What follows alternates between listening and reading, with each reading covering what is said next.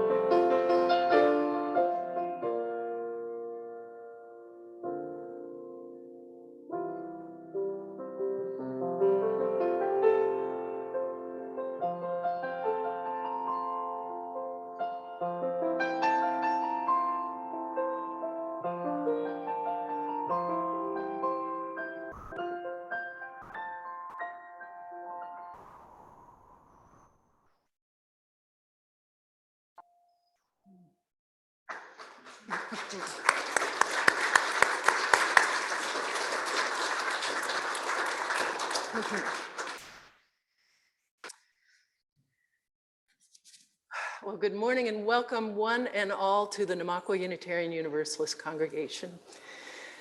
This is the first time we've been able to gather in this sanctuary, and I know some of you are on Zoom at home, but for quite a while, since May of 2020. So this is a day of firsts, and it is a magnificent day. I have a lot of thank yous, but first, I am Laurel Liefert. I serve as the minister of this warm, welcoming, passionate, and resilient, justice-loving community of seekers. And one of the things that we do to explain who we are is to use our bodies to say that Namakwa is a Unitarian Universalist congregation. We are a congregation of open minds, loving hearts, helping hands, gutsy creativity, and feet that walk our talk. So it's so great to see those of you who I haven't seen in person for a very long time. And I know that we do have some visitors today. So if you feel courageous enough, for those of you in person who are visiting, if you want to raise your hand and I can call on you, you can say your names and maybe where you came from. And then we'll also have people who are on Zoom. If you want to type in, if you're a visitor, type in your name in the chat room. And then our intern, Claire, will read those out loud. And so let me call on you folks in the next to last row. The one was with masks on, you know. Yeah, you guys. So Catherine and Dan, welcome. And just welcome to you. And I know my friends from California, Steve and Martha. Yes. And in the back row, Alyssa? Larissa, welcome. Anybody upstairs in the balcony? Oh, and over there?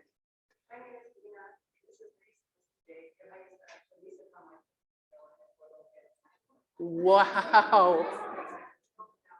Those are the kids? Wow. So was it when we were meeting at Ferguson High School? Well, welcome back. My. And in the back row there, we have someone pointing. Yes, sir.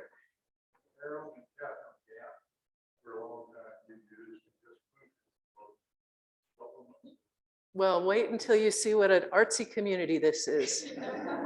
And welcome, we always like you use Move into Loveland. It's a very good trend. So did I miss anyone? Yes. For a long time? So good to have you here. And yes, yeah. Sparkly mask.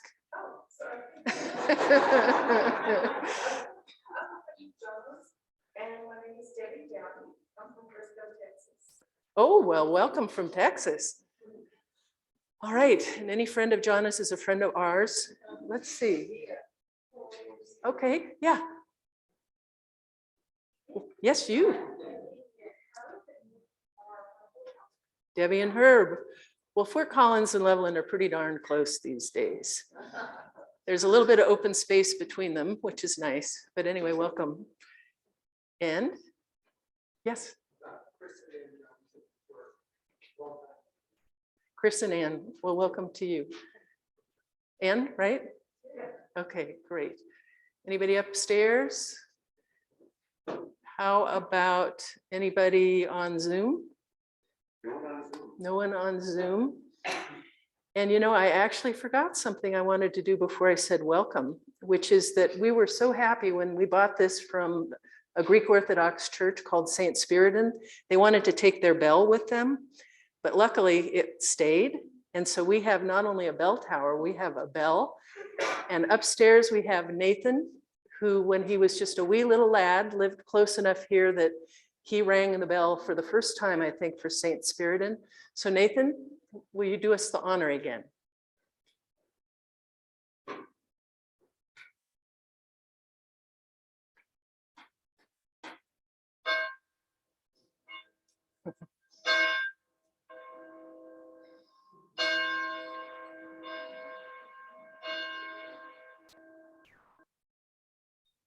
Announcing to the neighborhood, we are back. And our hope is that with the new variant, you know, it's a wild card, but we are really hoping, and I'll talk more about this at the end, that we will be able to meet this way for a while, maybe even for the rest of the year. And I do want to begin with some thank yous. There are so many people that I need to thank. One is our COVID team has been following the Larimer County recommendations.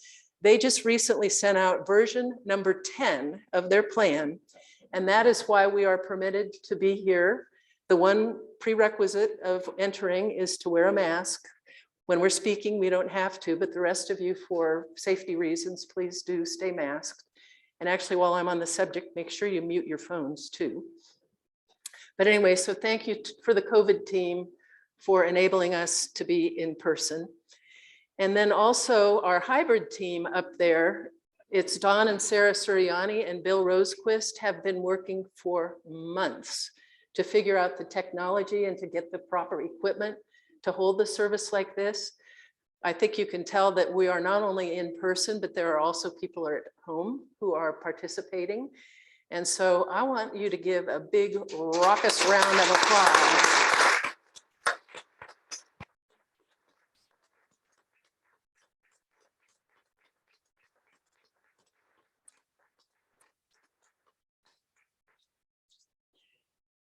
Also, the sanctuary has not been occupied for so long that it was kind of musty and dusty, but I want to thank Alice Kane for having the initiative to put some nice things on the windowsills. And I don't know where the flowers came from, but they are beautiful. Who did those? Doug, wow. Thank you, really classy. And And Alice Kane and Nancy Amsler also took the initiative to get some ushers, which we haven't had for a while. And Janet Gillette did do some dusting of the pews. She's our new administrative assistant and also our custodian. And so thank you, Janet, for also doing the orders of service today. So we're in transition, getting ready to go back.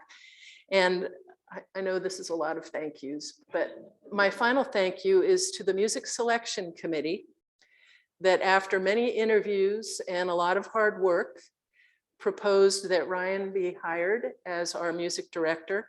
And then the board spent hours considering the decision and gladly affirmed it. And so I want another big round of applause for Ryan Marvin.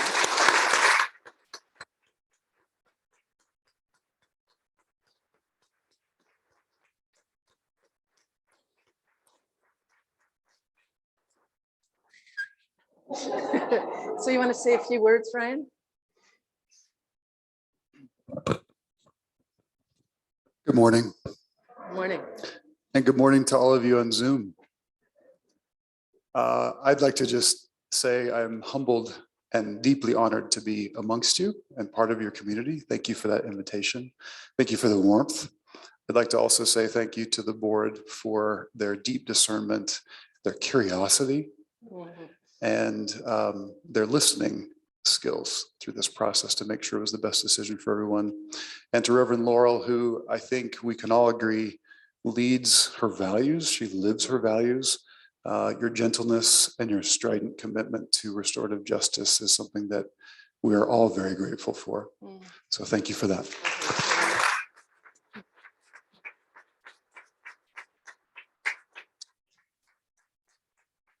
And I just met Claire 4 minutes ago, and I already love you. So I'm really excited to work with you.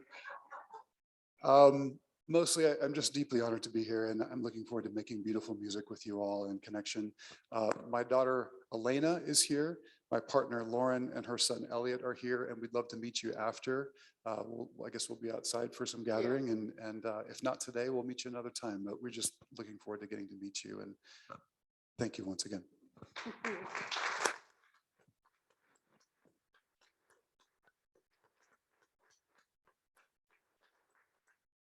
You know, an additional thing that makes me, well, there's so many things that make me so happy to have you here, Ryan. But when I first came here in 2011 and we held our installation, Namakwa didn't have a very powerful choir. And so I actually hired Ryan to work with some of my friends from California and the Foothills Choir and our little choir and the Greeley Choir. So I mean, there's just something so beautiful about, this is my last year here at Namakwa, so to have you and to be able to work with you this year is just a joy. Thank you. So thank you. All right.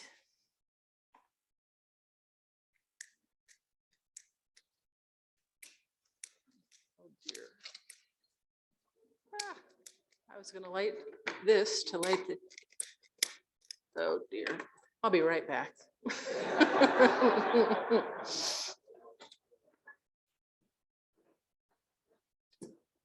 Oh, shoot.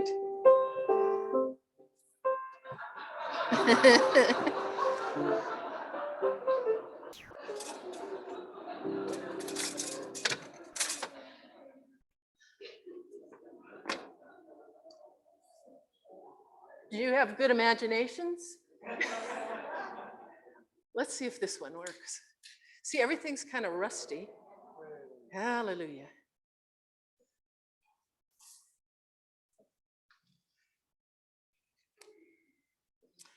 Pema Chodron writes, having compassion starts and ends with having compassion for all those unwanted parts of ourselves. The healing comes from letting there be room for all of this to happen. Room for grief, For relief, for misery. for joy. Come, let us worship together.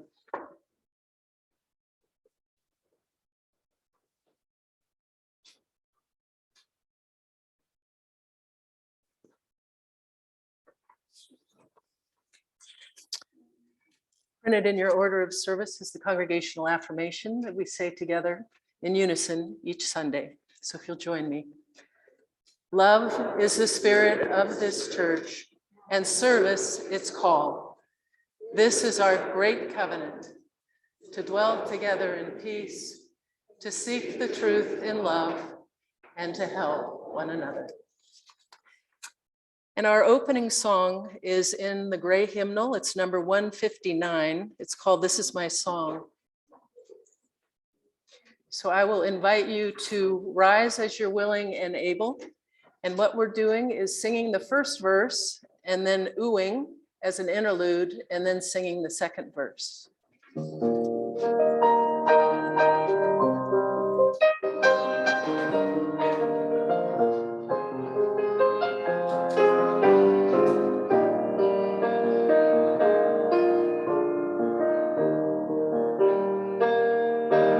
This is my song, O God of all the nations, a song of peace from lands afar and wide. This is my home, the country where my heart is. Here are my hopes, my dreams, my holy shrine. But other hearts in other lands are beating with hopes and dreams as true and high as mine.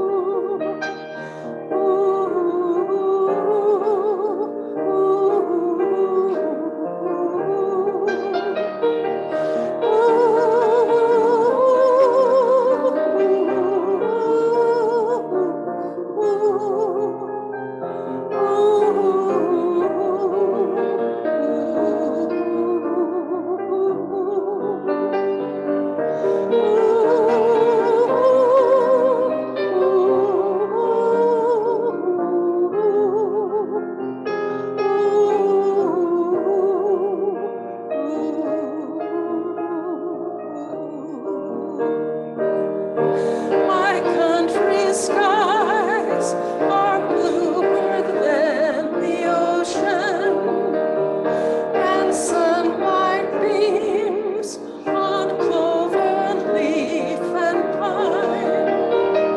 But other lands have sunlight too, and clover, and skies are everywhere as blue as mine. Oh, hear my song, thou God of all the nations, a song of peace for their land and for mine. Beautiful. Be seated.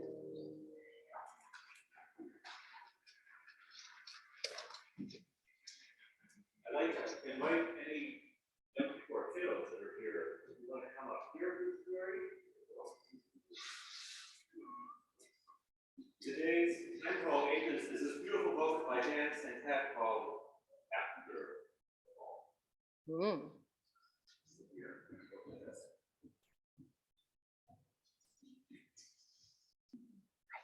After the fall.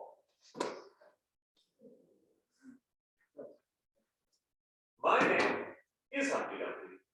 This was my favorite spot, high up on the wall. I know it's an odd place for an egg to be, but I love being so close to the birds. Then one day I fell, sort of famous for that part. Folks call it the Great Fall, which is a little grand. It was just an accident, but it changed my life. See a pair of binoculars falling off a very tall wall.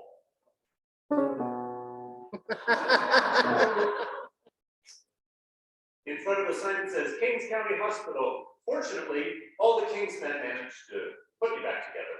There's Humpty Dumpty leaving, lots of cracks.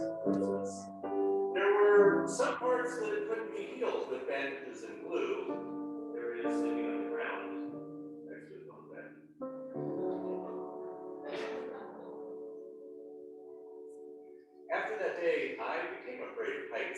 was so scared it kept me from enjoying my favorite things. He stuck eating things like twigs and berries instead of French tiger or rainbow lights. They're just too tall for the show. I walk past the wall every day and would think about climbing that ladder again. I really miss the birds and being high above the city, but I could never do it because I knew that accidents can happen.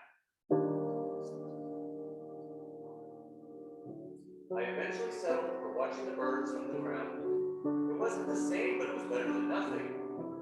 And then one day, an Humpty Duck flew by. There's Humpty Duck looking up into the sky, and you see a paper airplane fluttering by. Making planes was harder than I thought. There he is making an airplane. It was easy to get cuts and scratches, but day after day I kept trying and trying until I got it just right. There he is holding a beautiful paper airplane. My plane was perfect, and it flew like nothing could stop it. I hadn't felt that happy in a long time. It was the same as being up in the sky with the birds, but it was close enough. Unfortunately, accidents happen. There it is, quite concerned. They always do. There's the airplane flying. I almost walked away again, but then I thought about all the time I spent working on my plane and all the other things I missed, and I decided I was going to climb that wall in the corner. You can see the big airplane landing on top of the wall. But the higher I got, the more nervous I felt. I didn't want to admit it, but I was terrified. I didn't look up, I didn't look down, I just kept climbing one step at a time. Until I was no longer afraid. How cool is the hands in the air? What sound do you think will make it there?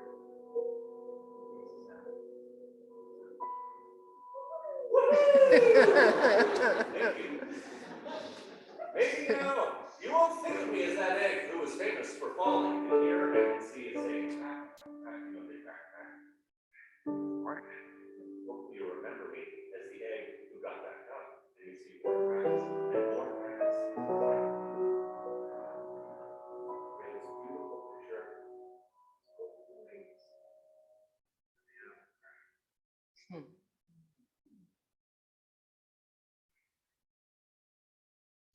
Learn how to fly.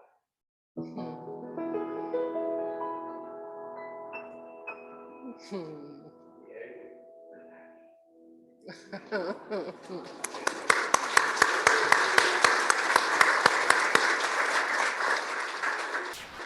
So if you, wait, Milo. So please stand and make an arch, and we'll sing the kids out. And you can put the hand on the shoulders of the person before you, and we'll sing.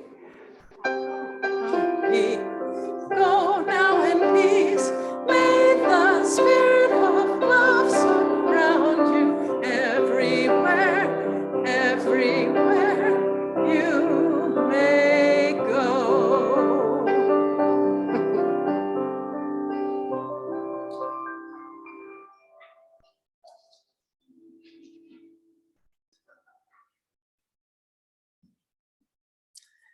Well, on an exciting day like this, sometimes it helps to actually just sit and relax to fully arrive. And I have a poem by Rumi that I'd like to read to you, and then we'll spend a moment sitting with our feet on the floor, conspiring, which is breathing together. And then I'll ring the bell again when our silence ends. Don't worry about saving these songs.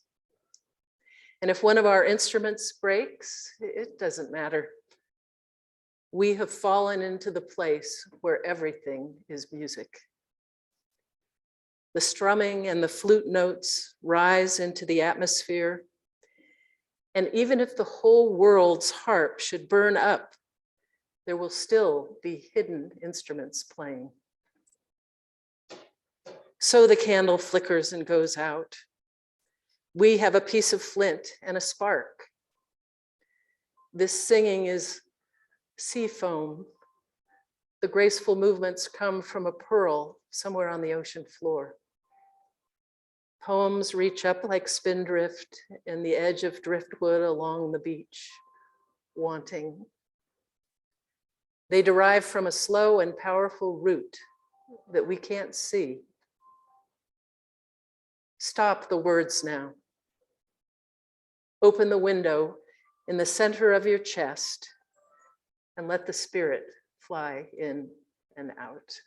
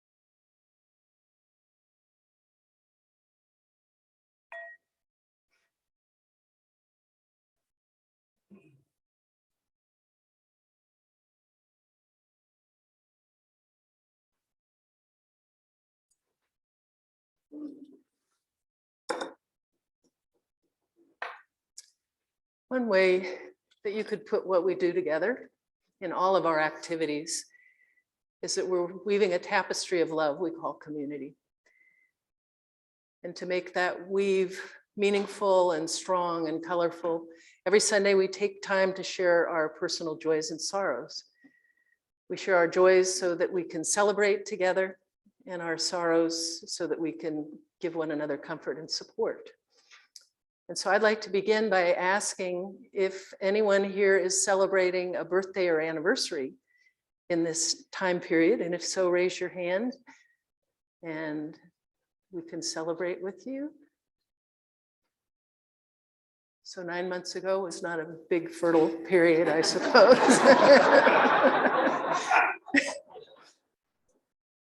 All right, well then, let me invite any of you who would like to come up and share a personal joy or sorrow to come on up and join me on the chancel here.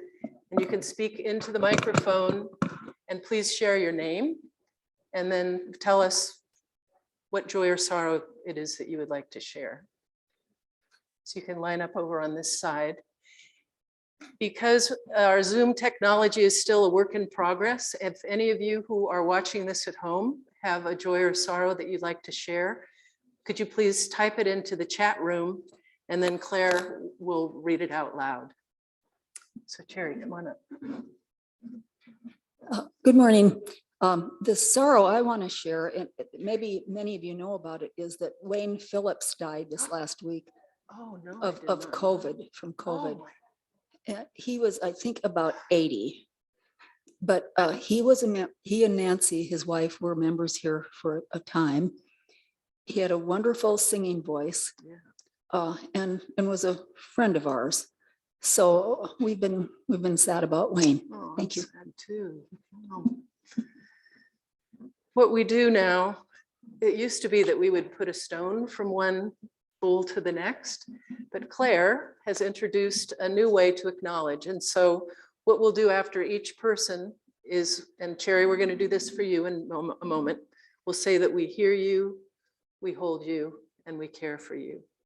So for Cherry and for Wayne, we hear you, we hold you, and we care for you.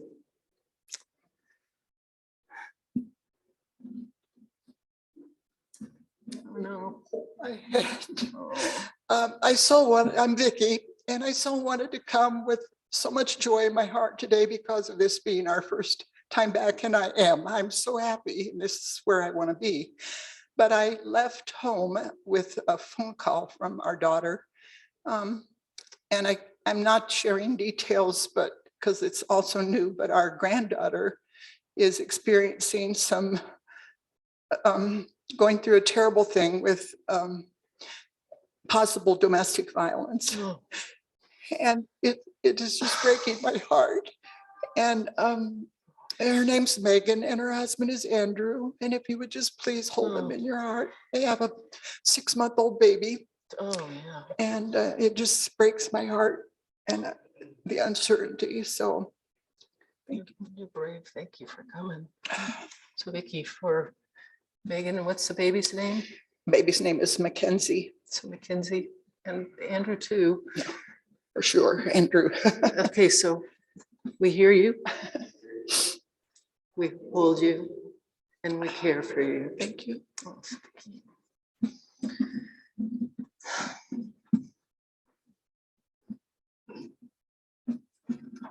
Hello, everybody. My name is Glenn Pease. I've been a stay-at-home dad during COVID, and just what a wonderful opportunity that was. I'm so grateful for my wife, Megan Foster, and the income she was able to bring in to allow for that to happen. And got a call about 6 weeks ago from one of my old bosses, and there was a position that I applied for at City of Fort Collins, and I've accepted that offer, and I'm excited to move into that next chapter, working with the city to implement their climate future action plan. And a lot of work ahead, kind of knocking off the rust, breaking through my shell, spreading my wings. All right, Glenn. We hear you, we hold you, and we care for you. Congratulations. So Glenn is a member of our board, and also 2 of the kiddos up here, the woohoo and Cora are his kids. So, and I love them. All right, well, congratulations. Good work.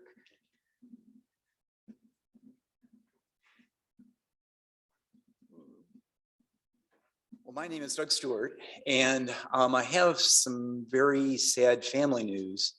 My daughter and her partner went to Mexico to visit, and she'd been worried about her heart, and she felt like it hadn't been acting right, palpitations, that sort of thing. And I don't think she realized or anyone else realized how serious it was. And she had a heart attack, and by the time she got to the hospital, she'd passed away. So I've lost a daughter, and Jessica was a bright star and had challenges as we all do, but we'll miss her. Doug, we hear you, we hold you, and we care for you. Thank you.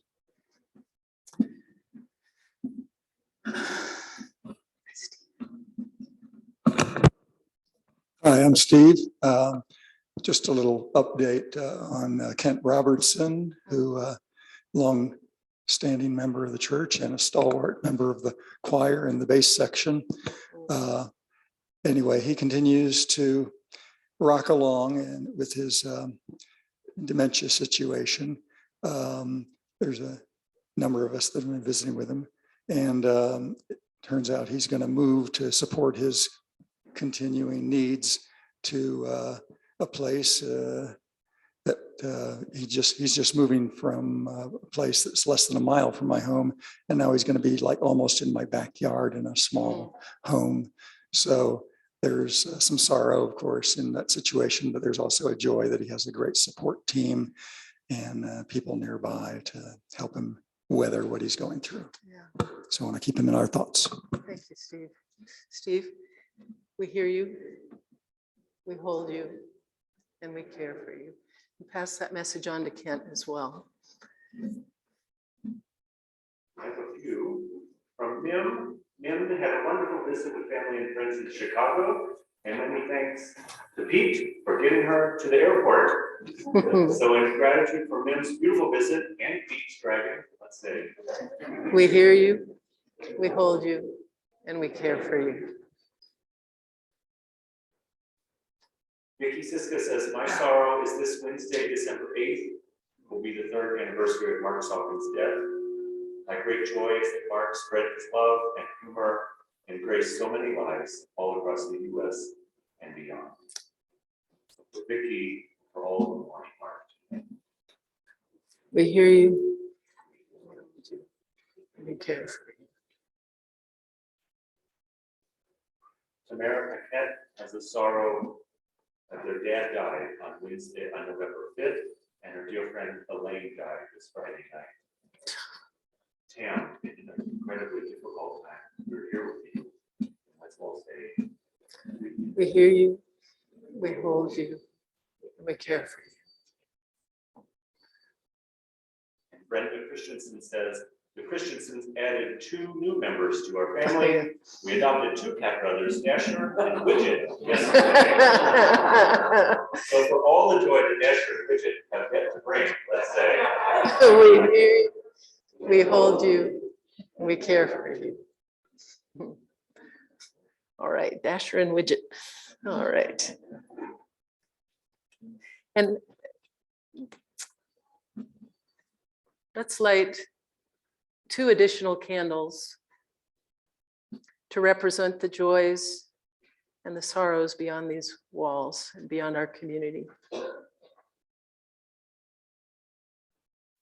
I think all of us know that the world is full of both suffering, but also incredible beauty and joy.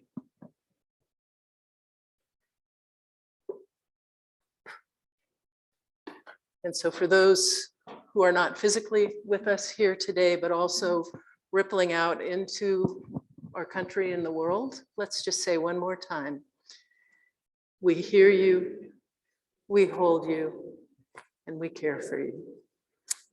Thank you.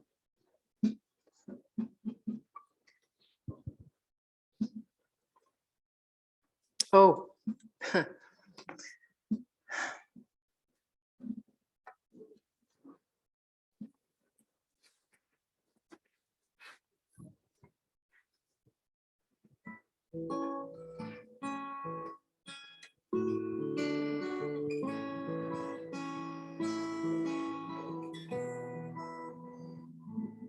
Please join me. Comfort me, comfort me, comfort me, oh my soul. Comfort me, comfort me, comfort me, oh my soul. Sing with me, sing with me, sing with me, sing with me, oh my soul. Sing with me, sing with me, sing with me, oh my soul.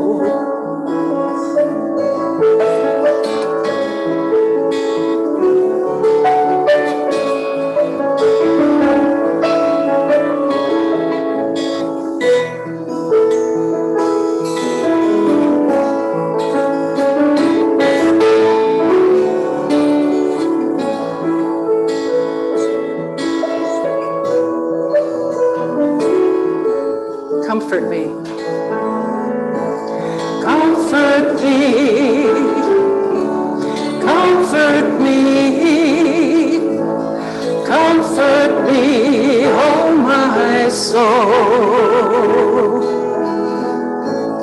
Comfort me, comfort me, comfort me, oh my soul.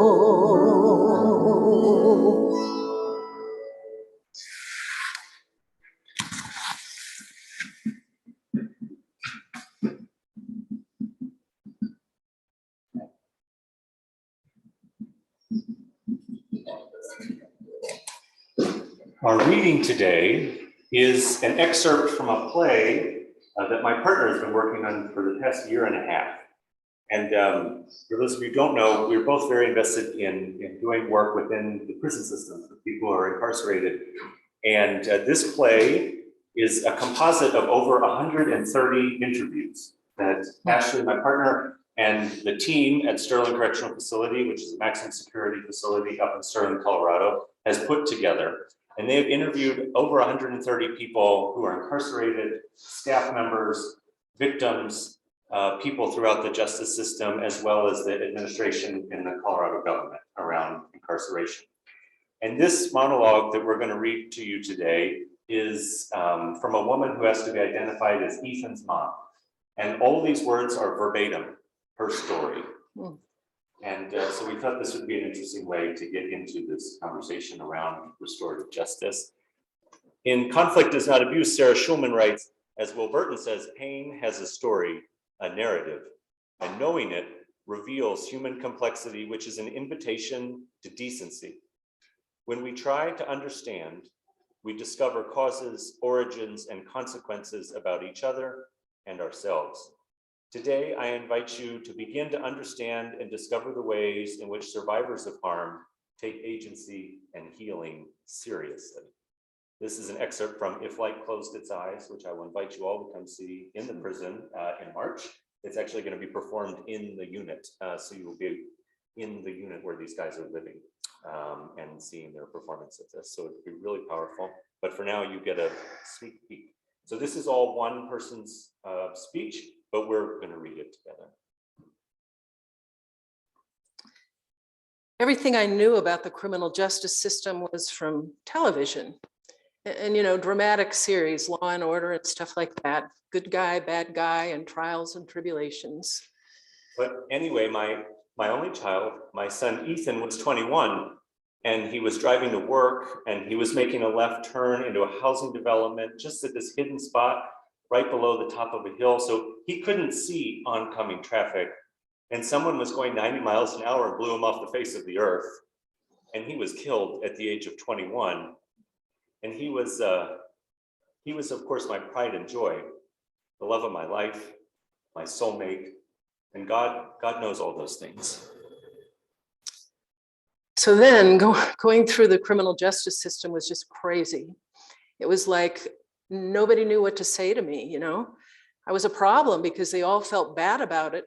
So they like to say to me, you know, run along now. So sorry this happened to you, but bye. You know, that kind of thing. It wasn't built to deal with people who were in trauma of some sort. The whole experience was one of people crossing the street to avoid seeing me because they felt so awkward about my pain. And I understand that, but you know, I couldn't help it. I was where I was, and I couldn't be where I wasn't. Well, I am grateful to be alive and to have access to beautiful parts of me, and to be able to understand that in the face of mortality, life is an amazing experience, but we are on our way through. We are not going to be here forever and ever in this existence in this way. And so it gives context to what our job is, if you will, while we are here. I mean, I can't tell you how many tears I've cried, you know, how much I miss my son. And whether it's positive or negative about our lives and who the identity that we have assumed and all the features of our life in any given moment are better or for worse. And we think that is what it's all about, to understand what this is to the best of our ability and who we are in the deepest way. But I remember this so clearly that people would tell me, oh, I know somebody who could, you know, the guy that killed Ethan, we could get him and break his knees and make life really hard for him. That's awesome. That's not going to do anything for me. I don't want that. I want him to know what he did, you know, that's what I want. What could he do? How could he make the how could he make himself the promise that he would not forget that person? Maybe carry a picture of him with him or whatever. And to spend the rest of his life, the rest of his days, trying to honor that person and be the kind of person he would want to be. Not to forget it, not to just act like it didn't happen, not to deny it, not to wear a hair shirt and, slash his wrists and, commit suicide. No, take that and consecrate your efforts to try and make things better in homage to what you did and the life that was something you can't create or replace, but at least you could honor it. Right? And that's the other thing, that's where I feel like systemically and just as fellow human creatures, we're not helping someone get past these barriers and obstacles. The self-flagellation. Okay, do it for a week, do it for a month, At some point, this is not going to help. You need to put the whip away, put it back in the back drawer and take out something that you feel is beautiful enough to share with someone. My feeling is that if this turns into something that a lot of people hear in my heart, it's that Ethan is doing this. He's making his tragedy be something that somebody can use to stand up and be a better person. To me, that inspires me. I'm tearing up because, that's honorable. That's taking the situation and trying to turn it into something honorable and human,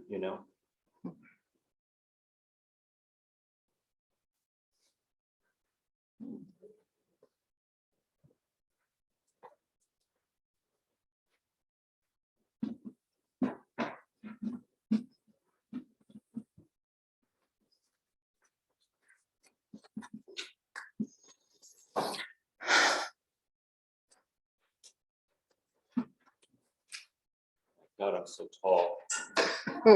Let's just take a breath after that. Let's take a big breath in and let it go.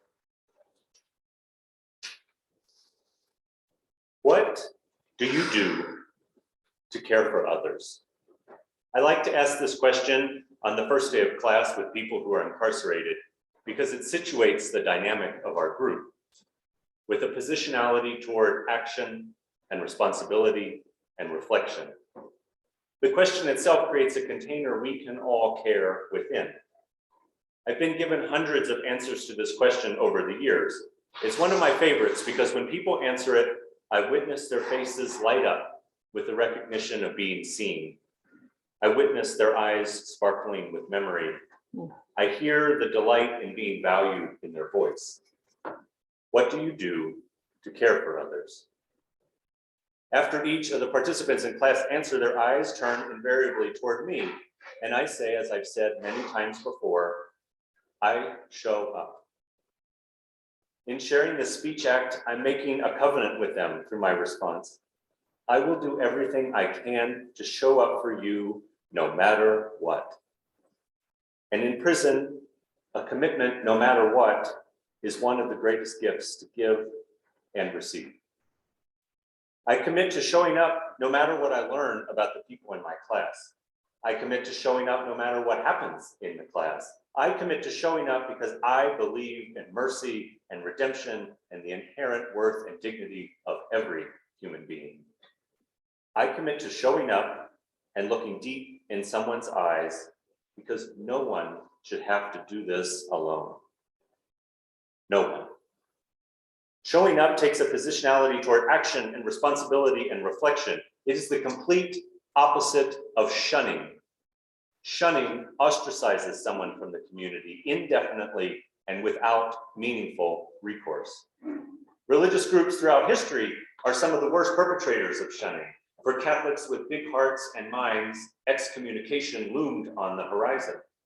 Often performed by a bishop who toned the words of excommunication, the ritual ended in spectacular fashion, with a bell being rung to let the world know of the anathema, a holy book being slammed shut, representing the closure of the word and sacraments to this person, and a lit candle, or sometimes 12, being thrown to the floor as a method of extinguishing the light and casting the excommunicated person out of the faith and into the darkness.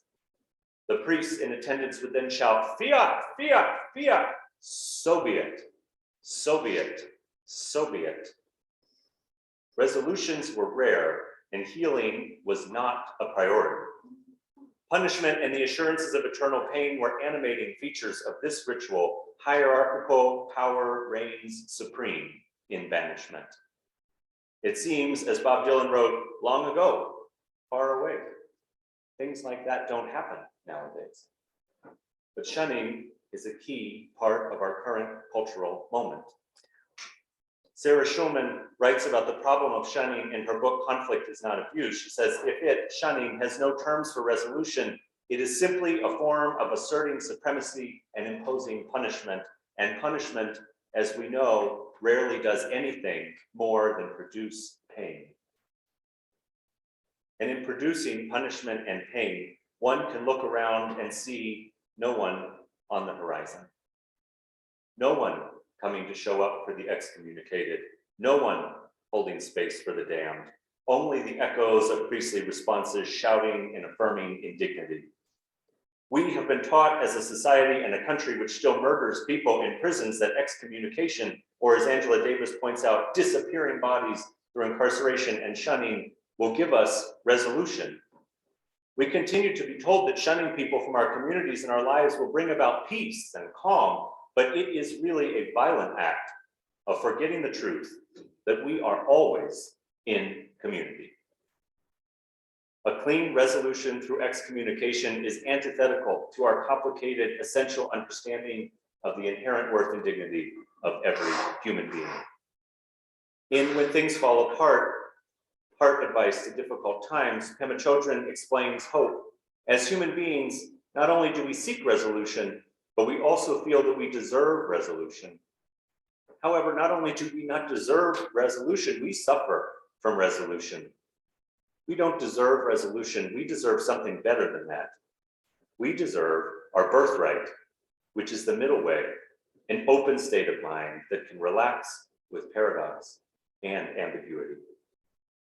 Paradox and ambiguity are always alive when discussing actions of care with people who have caused immense harm. But once I look more closely at the relatable harm that I cause in the world, and once I realized the deep discomfort of living an interesting rather than happy life, I found a depth in my spirit that can hold sacred space for people that share their worst moments with me.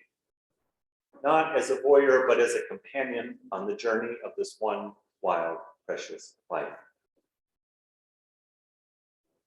Looking into another's eyes and offering companionship has led me to realize the immense depth in the human condition and the rarity of reflected moments in the day-to-day.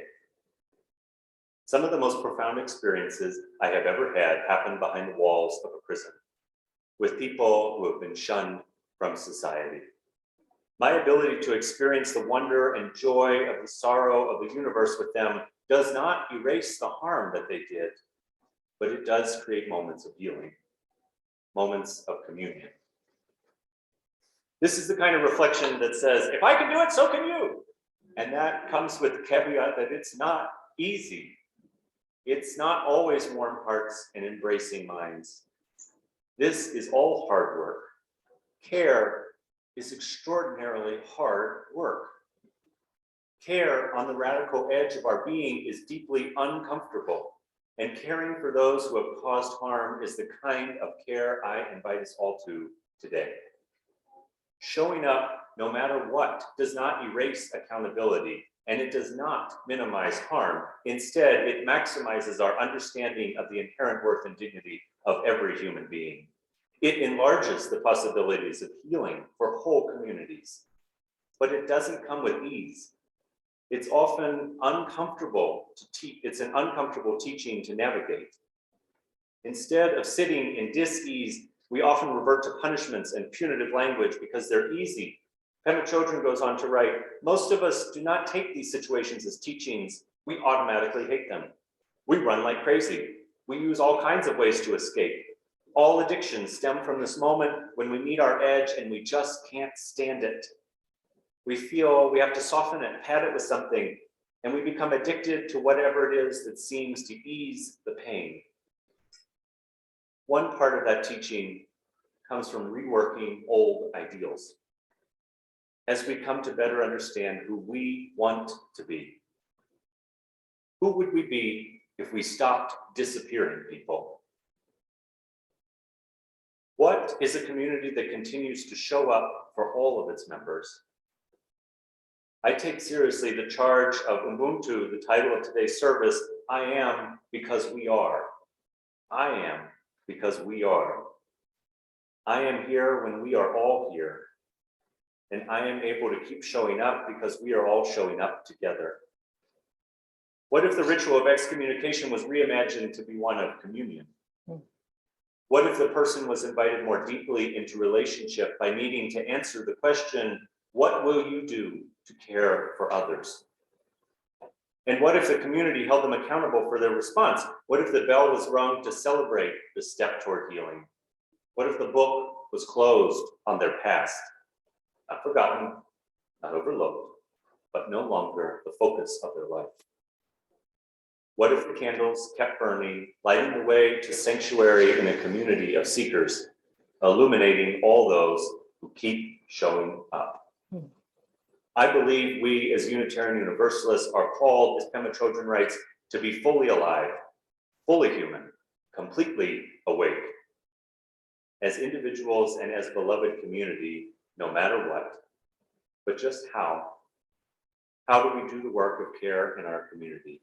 How do we see people as more fully human? Sarah Schulman writes, in conflict is not abuse. Nothing disrupts dehumanization more quickly than inviting someone over, looking into their eyes, hearing their voice, and listening. Inviting someone over, looking into their eyes, hearing their voice, and listening. We've begun the work of listening today as we heard the words from Ethan's mom in the play excerpt and the transformational story of Humpty Dumpty as he exploded into flight. Who are you going to listen to next? Who are you going to show up for? Who are you going to be in communion with? Whoever it may be, wherever you are in your lived understanding of Ubuntu, may today be a call for you to more deeply see that you are here because we all decided today to show up together. So be it, so be it, so be it. Yeah.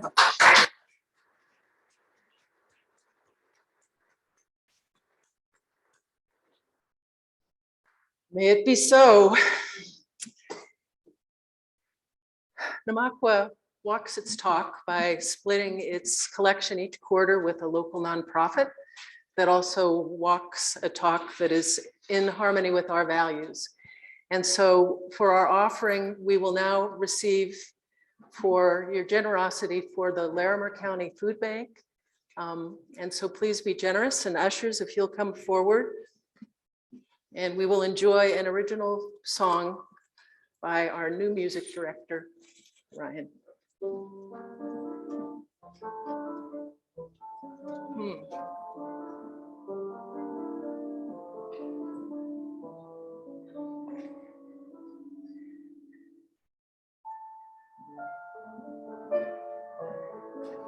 Clay, maybe take this upstairs to the balcony.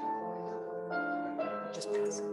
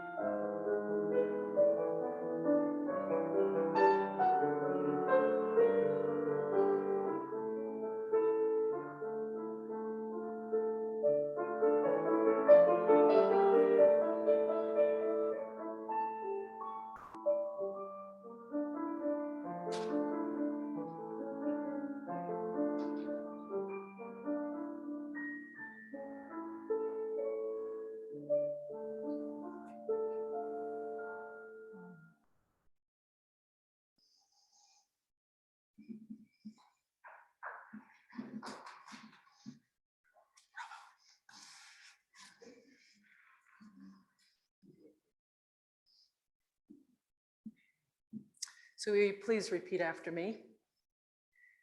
We dedicate ourselves, and these are offerings, to the vision of this congregation, which is to radiate love, peace, and justice.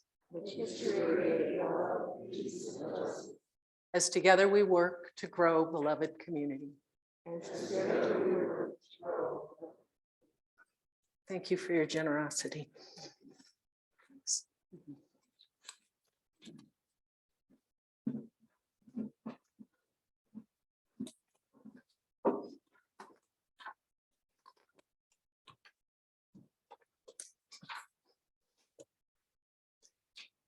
Claire asks us to imagine, what if the Catholic ritual of excommunication was reimagined to be one of communion? What if the person was invited more deeply into relationship by needing to answer the question, what do you do to care about others? And what if the community held them responsible, accountable for their response? But then what if the bell is rung to celebrate this step toward healing? What if the book was closed on their past, not forgotten, not overlooked, but no longer the focus of their lives? What if the candles kept burning, lighting the way to sanctuary in a community of seekers, illuminating all of those like you who keep showing up?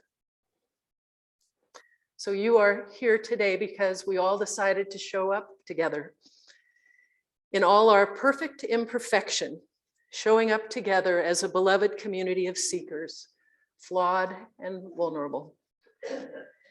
Part of Namakwa's culture has evolved to include the Japanese aesthetic called wabi-sabi, of finding beauty in imperfection and seeing the value in objects worn by time and weather and use. When something goes wrong in a service, often you'll hear someone say, wabi-sabi. And what it means is all is well. We know we're not perfect. There's also a Japanese art called kintsugi. Are any of you familiar with that? Kintsugi. So it exemplifies the spirit of wabi-sabi. Kintsugi is the art of repairing broken pottery by mending cracks with lacquer dusted with gold. Instead of throwing the broken pottery away, this art honors each artifact's unique history by emphasizing, not hiding, the break. And I see this as the kind of authenticity that I believe Namakwa's culture encourages. Another word for it is sincerity. The Latin word of sincerity is sine cara, which means without wax. Back in the Italian Renaissance, when sculptors were plentiful and markets selling marble and other stones were as prevalent as hardware stores today, often stone sellers would fill the cracks of flawed stones with wax and try to sell them as flawless. And so honest stone sellers became known as one who was sincere, one who shows his stone without wax, flaws and all. So a sincere person can be seen as someone honest and open enough not to hide their flaws, someone willing to admit their mistakes and own what they do that hurts others. In contrast, when a person rationalizes and minimizes their actions and the harm they cause, they are working the wax. They are insincere.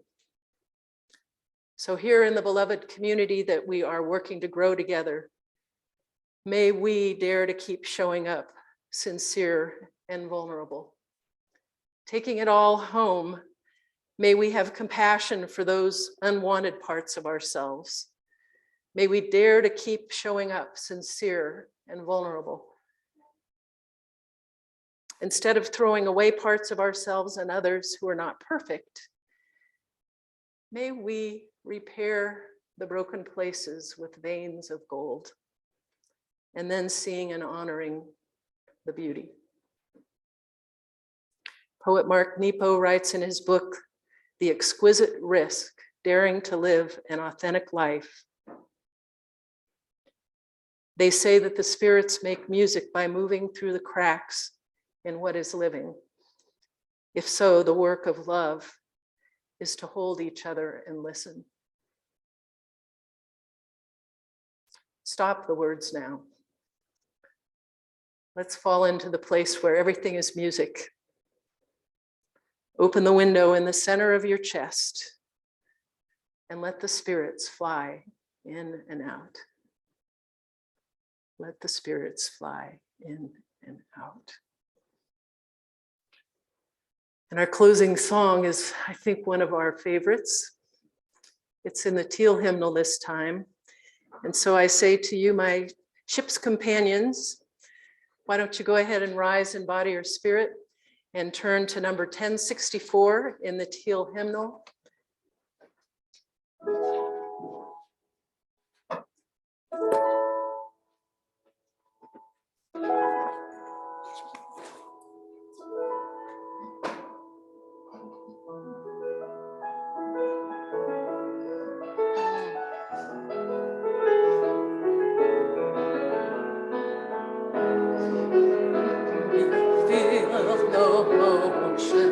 Standing on these mountains and plains, far away from the rolling ocean, still my triumphant heart can say, I've been sailing all my life now, never harbor or port have I known.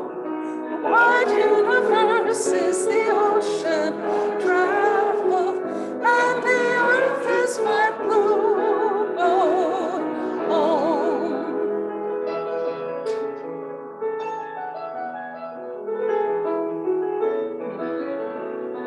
Sun my sail and moon my rudder, as I ply the starry sea, leaning over the edge in wonder, casting questions into the deep, drifting here with my ship's companions, all we kindred pilgrim souls, making our way by the lights of heavens in our beautiful blue boat home.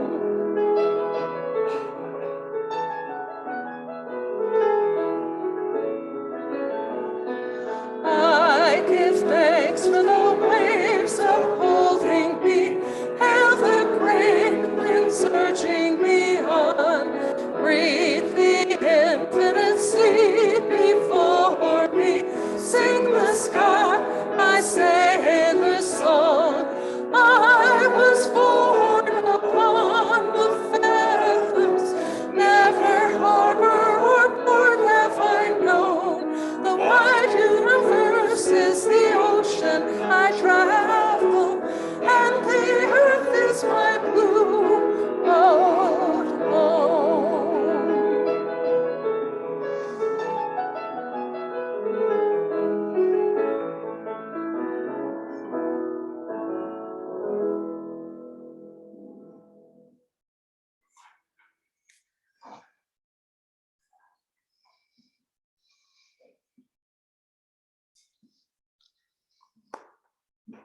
Nothing disrupts dehumanization more quickly than inviting someone over, looking into their eyes, hearing their voice, and listening. May everyone have a place at the table where we look with curiosity, listen with a depth of care, and hold each other in the light of this flame, which will continue to illuminate all those who keep showing up.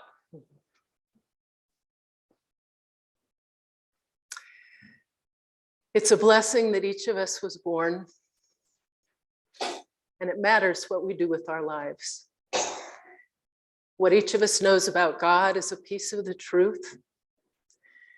Let the beauty we love be what we do, and no, we don't have to do it alone. Well, when we sing this song, we end it a certain special way. cha-cha-cha. I do have a few announcements. I know today has run late because of all the thank yous. We're going to have a virtual coffee hour for people who are on Zoom, and then we're not going to have a coffee hour in our social hall today, but it's a beautiful day out. And so pretty soon we'll be able to have conversations and mingle delightfully with one another. This, yes? Oh, there is. So maybe we could get people to go grab a cup of coffee and go out. Okay, that sounds good. So if anyone needs a little shot of coffee, I hope there's enough for everybody. So on our calendar on our website, you can see these things, but we have our weekly social sisterhood on Thursday at noon today. And something very exciting is that now that we have a choir director, a music director, we have this idea, if we can continue to meet in person, to actually start creating a Namakwa choir under professional music leadership. And so any of you who are interested in coming at least on Thursdays for December to get ready for the Christmas Eve service, come here on Thursday evening from 7 to 8. And Ryan and all of you will co-create some music together for us to enjoy during our Christmas Eve service. So first rehearsal on Thursday, 7 to 8. Also next Sunday, for those of you who have been here for years, we often will have a Christmas tree up here on our chancel. We don't have it today, but my hope is that we'll get it set up by next Sunday, and then we will start bringing gifts of food and clothing, and we'll have to figure out who our recipient will be. But I'm hoping that maybe some of you who come next week might want to stay afterwards and help decorate the tree. So stay tuned for that. The healing service that we have every year, this year is moved from the 15th, which is where it was announced in the newsletter, to now Monday the 13th. So anyone who would like to come and not have to censor feelings that may not be all ho, ho, ho, joy, joy, joy, are welcome to come on Monday the 13th at 6:30. And Ryan will help provide some of the music for our healing. And then on the 19th, we will be building what do you call it, a wreath together. What we do here at Namakwa to get ready for the winter solstice is we put messages on a piece of paper and attach it to a wreath. And so that's what the service will be on the 19th. It's a very pagan style service with lots of chants and drumming. And so I hope many of you will come for that. We may even arrange the pews, which are now on wheels in a circle, and call the directions. And then on the 21st, which is a Tuesday this year, we won't have the potluck this year, but Kathy Hartman and Nathan live very close to here. And so we'll have our solstice tradition of burning the wreath with chants and sending the smoke with our wishes up into the night air. And so that will be on the 21st. And then of course, Christmas Eve comes. And so again, we're hoping that the, what's that variant called? Omicron won't end up making us go back exclusively on Zoom. But what we're doing, keeping our eyes on the horizon of Christmas Eve being in person, and the choir at the late service singing us some songs. And there's also a family service at 4 o'clock. One of the ideas that Cherry Sokolowski and Karen Dornseif, who are our new coffee hour mavens, had is that since we won't be able to have coffee hour or snacks together, they're going to make little goodie bags of cookies for everyone to carry home with them. And so if any of you are willing to cook a couple of dozen cookies for that occasion, Cherry, if you want to, Cherry is over there raising her hand, and maybe you can, this is for Christmas Eve for the late service at 7.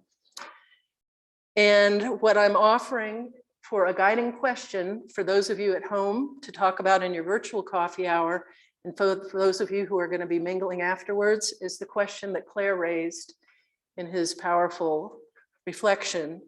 What do you do to care for others?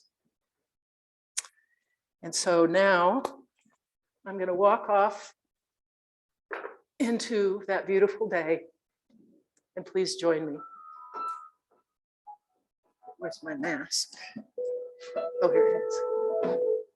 Thank you for coming today.